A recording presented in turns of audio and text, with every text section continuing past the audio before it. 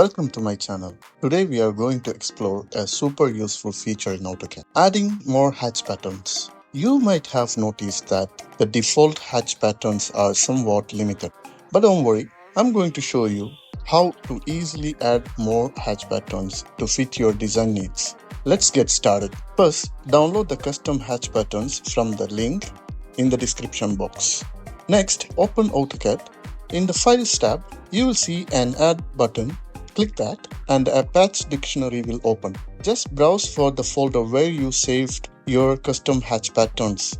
Once you select it, you will see the path appear. Hit apply and OK to confirm. Now let me draw a few rectangles here to show you how the custom patterns look like. When the hatch window pops up, you will see a custom tab. Click that and you will see a variety of new hatch patterns to choose from.